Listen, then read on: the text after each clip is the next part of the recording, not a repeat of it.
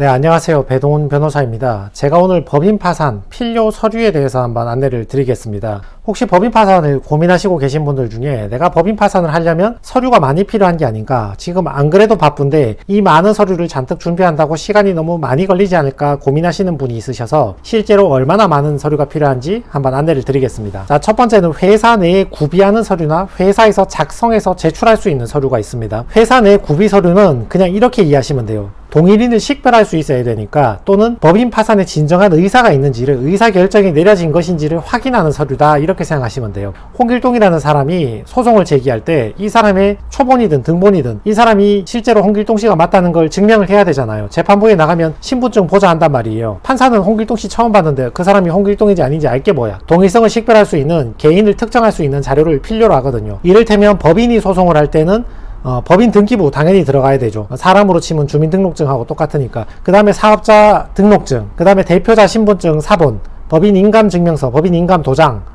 대표자가 법인을 대신해서 법인 파산 신청하는 거라는 걸 보여드리기 위해서는 법인 인감증명서하고 대표자의 신분증, 요게 들어가야 되는 거죠. 그리고 정관 주주명부 이런 거, 회사의 정관 주주명부 이런 건 항상 보유하고 비치하고 있잖아요. 정관 없으면 법인 설립할 때 맡겼던 법무사님한테 전화해서 달라 그러면 되고, 주주명부 없으면 그 기장 맡긴 세무사한테 전화해서 달라 하면 바로 보내줍니다. 그 다음에 차가 있으면 자동차 등록 원부, 부동산이 있으면 부동산 등기부, 그게 없고 월세 사는 사무실 같은 경우는 그 임대차 계약서, 이런 것들을 제출하시면 됩니다. 이런 서류들은 이미 여러분 회사에 보유하고 있는 거잖아요. 그러니까 준비하는 게 힘들지 않죠. 그냥 들고 내면 되는 거죠. 그 다음에는 대표님이 작성을 해서 제출할 게 있는데, 작성하는데 그렇게 많은 힘이 들지 않거든요. 저희가 양식을 보내드리는데 그 양식을 보고 날짜, 이름 이런 것만 바꿔내시면 돼요. 기껏해야 한 페이지 아니면 두 페이지거든요. 이사회 의사록 이런 거, 그 법인이 정말 이사회 회의로서 법인 파산을 하겠다고 결정했는지 의사를 확인을 해야 되잖아요. 근데 이거는 이제 큰 중견기업 이상 대기업일 때 얘기고, 중소기업 같은 경우는 대부분 1인 회사거나 1인의 친인척들로 구성된 작은 회사들이잖아요. 그러니까 이사회 의사록 만드는 게 힘들지 않지. 양식에서 날짜만 바꾸시면 되죠. 그리고 회사 연역, 회사 조직도, 대표이사 이력서 이런 건 그냥 뭐 10분 하면 다 적는 거고, 그 다음에 채무증대 경위서, 시간 순서에 따라서 진술서를 작성하시는 겁니다. 중요한 점은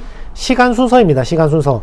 우리 회사가 어떻게 해서 창립이 돼서, 내가 누구하고 창립해서 어떤 품목을 위주로 어떻게 영업을 하다가 어떤 경위 때문에 힘들어졌다, 코로나 때문에 매출이 급감했다, 영업이 막혔다, 또는 거래처가 부도난 바람에 연쇄부도가 났다, 뭐 이런 식으로 그 빚이, 채무가 발생한 경위가 있단 말이에요. 그 경위를 그냥 부담 느끼실 필요 없고 일기 쓰듯이 자세하고 구체적으로 시간 순서에 따라 적어주시면 됩니다. 그리고 미지급 퇴직금 내역서, 이런 건 뭐 월급 못 준 거, 퇴직금 밀린 거는 다 알고 계시잖아요. 이런 거 간단한 표로 만들면 되고, 그리고 최근 5년 내에 부동산 처분 내역서 이런 거 제출해야 되거든요. 양식이 대단한 게 아니라 그냥 팔았으면 팔고 돈 어디 썼다 이거 적으면 되는데, 법원에서 이걸 왜 물어보냐 그러면, 사람 마음이 그렇잖아요. 법인이 채무가 100억이 있는데 한 5억짜리 상가가 있어. 근데 상가는 팔아서 대표자인 내가 가져버리거나 친한 사람들 중에 내 가족들이 돈 빌려준 거 갚아버리고, 근데 100억은 탕감받고 싶고, 이런 식으로 재산은 좀 빼돌리고 싶은 마음이 누구나 든다고요. 그러니까 최근 5년 내에 돈 쓴 거 중에 특히 부동산 처분 내역 이런 것들, 금액이 크니까 어디 썼는지 확인을 하려고 하는 것이죠. 그리고 계속 중인 소송 내역, 끝난 것 말고요. 지금 진행 중인 압류, 가압류, 소송 지급 명령 이런 것들, 그리고 자산 현황. 지금까지 말씀드린 거는 기껏해야 A4 용지 한 페이지, 두 페이지고 그냥 쓰면 되는 거고, 자산 현황 요걸 좀 신경을 쓰셔야 됩니다. 결국 법인 파산이란 것은 지금 이 법인에 남아있는 자산이 무엇인가, 그걸 조사해서 그 자산을 팔아서 채권자에게 나누어 준다, 이 절차잖아요. 그러면 이 법인에 어떤 자산이 남아있는지 확인을 해야 되잖아요. 공장이든 시설 비품이든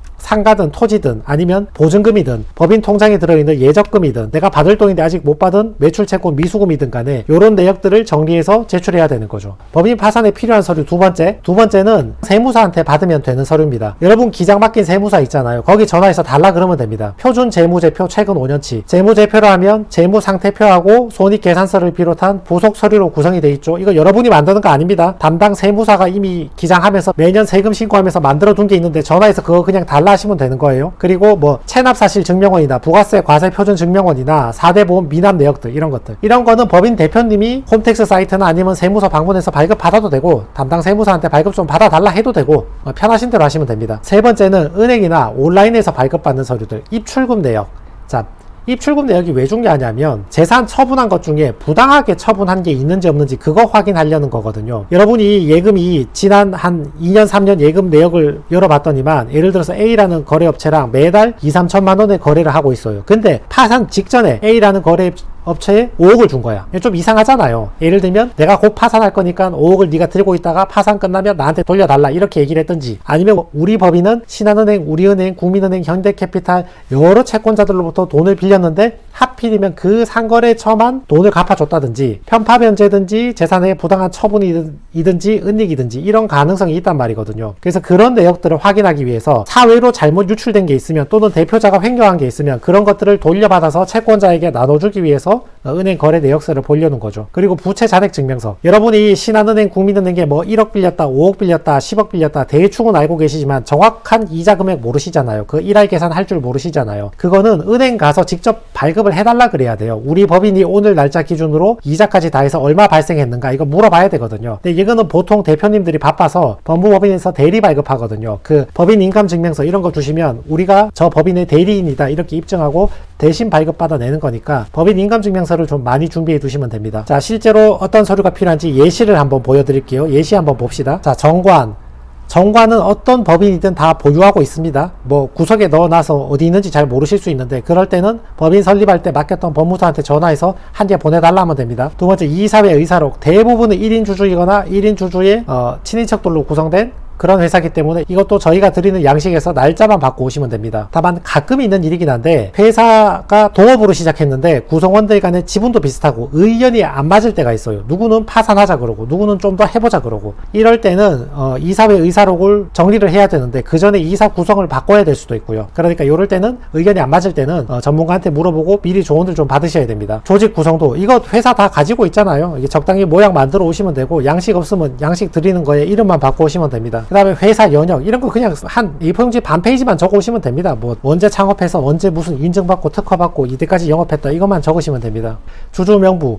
모든 회사는 주주 명부를 다 가지고 있습니다. 은행에 대출을 받든 대출을 연장하든 할 때 주주 명부를 다 제출해야 되기 때문에 없으시면 담당 세무사한테 전화해서 달라 하면 바로 보내줍니다. 참고로 이 주주 명부는 마음대로 만든 주주 명부가 아니고 모든 법인을 설립을 하면 사업자 등록을 하면 세무서에 주주 명부 내역을 신고를 하거든요. 그거 얘기하는 겁니다. 표준 재무제표 증명 이거 여러분이 만드시는 거 아닙니다. 여러분의 기장 세무사가 이미 다 만들어 두었습니다. 그걸 받아오시면 됩니다. 그리고 세무서의 사실 증명들 지금 사업을 하고 있는지 아니면 폐업했다는 폐업 사실 증명이든 아니면 세금 밀린 게 얼마 있다든지 아니면 완납을 했으면 완납한 증명서 이런 것들을 발급받으시는데 홈택스 사이트에 가시든 세무서 방문을 하시든 해서 발급받으면 되고 바쁘시면 담당 세무사의 도움을 좀 받으시기 바랍니다. 사업자 등록증 이런 건 당연히 있으실 거고 부가가치세 과세 표준 증명원 이것도 발급받는 게 어렵지 않습니다. 그리고 이거 입출금 내역 5년간 입출금 내역 회사 안에 있는 돈을 대표자가 가져간 게 아닌지 특정 거래처에만 편파적으로 몰아서 변제해 준 게 아닌지 친인척에게 변제해 줘버린 게 아닌지 이런 것들을 확인해서 잘못 넘어간 돈은 관제인이 다 회수해서 채권자에게 배당을 해줘야 되기 때문에 요 은행 거래 내역들을 보려고 하는 것입니다. 자, 이거는 법원의 보정 권고인데요. 법원에서도 여기 딱 물어보죠. 은행 계좌 내역 은행 거래 내역 중에 제출 안 한 게 있으면 다시 확인해보고 제출해 보시기 바랍니다. 그리고 그 밑에 보면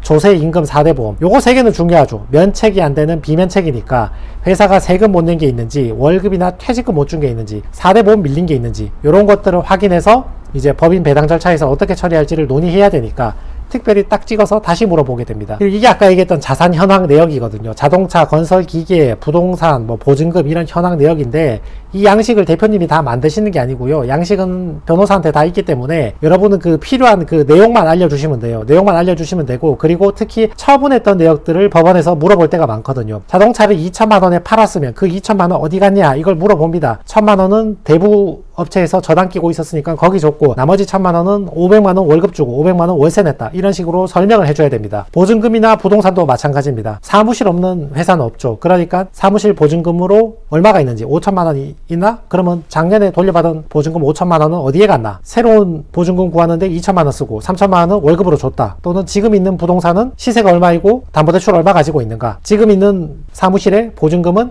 월세가 연체되었나? 그래서 실제로 남은 게 얼마인가? 돌려받을 수 있는 게 얼마인가? 이런 것들을 조사하게 되는 거죠. 그래서 이렇게 회사에 있는 서류, 세무사한테 받을 서류, 은행에서 받을 서류 이렇게 모아서 제출하게 되면 이렇게 이제 파산 선고가 나오는 거죠. 채무자에 대해서 파산을 선고한다. 파산 관제인 임명하고 대표님은 이제 이때 파산 관제인을 만나게 되시는 겁니다. 자, 파산 관제인이 뭐냐고 하면 파산 재판은 판사님이 하는 거잖아요. 근데 판사님이 파산 선고를 한다 그러면 파산 선고했다고 끝난 게 아니고 선고를 했으면 이제 이 회사에 남아있는 재산, 물론 얼마 남아있는 재산이 없겠죠. 없긴 하겠지만 남아있는 보증금 2천만 원이나 그 중고차 500만 원짜리나 시설 집기 비품 이런 거 좀 팔 수 있는 것들이나 이런 것들을 팔아서 환가를 해서 또는 거래처에 받아야 될 2천만 원 미수금 이런 것들을 대신 받아서 돈으로 만들어서 현금으로 만들어서 채권자에게 나눠주는 일을 누군가가 해야 돼요. 근데 판사가 그걸 일일이 다 할 수는 없잖아요. 판사가 여러분 공장을 방문해서 뭐 문 열어보고 뭐 재고 몇 개 있나 이거 헤아려 보고 이렇게 할 수는 없잖아요. 그러니까 판사를 대신해서 그 재산을 팔아서 환가하는 업무를 할 사람이 필요한데 그게 파산 관제인입니다. 보통은 변호사예요. 판사가 변호사를 파산 관제인으로 기간을 정해주고 요 몇 년 동안은 파산 관제인 업무를 하라고 임명을 해주고 그 파산 관제인이 이 일을 하게 되는 거죠.